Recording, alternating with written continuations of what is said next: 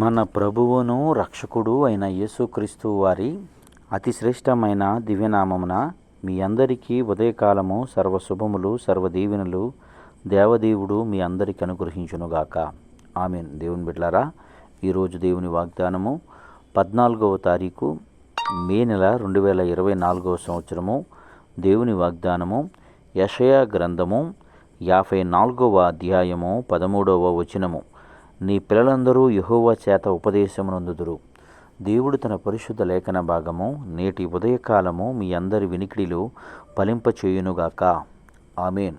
దేవుని బిడ్డలారా, దేవదేవుడు తెలియచేస్తున్నటువంటి మాట, నీ పిల్లలందరూ యెహోవా చేత ఉపదేశమునందుదురు, దేవుని చేత బోధింపబడుదురు.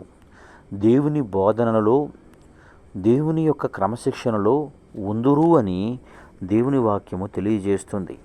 దేవుని బిడ్డలారా, ఈ లోకములో ప్రతి మనిషి అభివృద్ధి అవ్వాలని ఆశపడుతుంటాడు. అభివృద్ధితో పాటు తన కుటుంబానికి, తన బిడ్డలకు మంచి భవిష్యత్తు ఇవ్వాలని ఆశపడుతూ ఉంటాడు. ఒకవేళ ఇదే పరిస్థితుల గుండా నీ ప్రయాణం కొనసాగుతూ నీ బిడ్డల నిమిత్తము నీవు ఆలోచిస్తూ ఉన్నావేమో. అందుకే ఈ దేవుడు ఈ రోజున యేసయ్య ఈ మాటలు నీకు తెలియజేస్తున్నాడు. నీ బిడ్డలు యెహోవా చేత ఉపదేశమునందుదురు. యెహోవా చేత, దేవుని చేత నీ బిడ్డలు బోధింపబడతారు. ఆ బోధలో, క్రమశిక్షణలో వారు ఉంటారని దేవుని వాక్యం తెలియజేస్తుంది. దేవుని బిడ్డ, దేవుని మాట విన్నటువంటి వ్యక్తులు పనికిరాని వారిని పనికొచ్చే వ్యక్తులుగా మార్చాడు.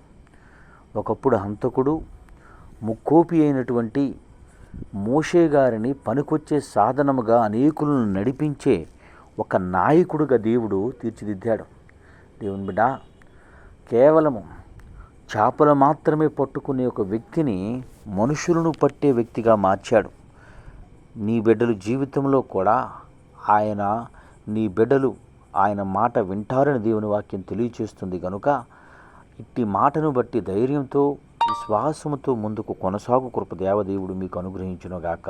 ఆమేన్. తండ్రి, నీకు వందనాలు, స్తోత్రములయ్యా.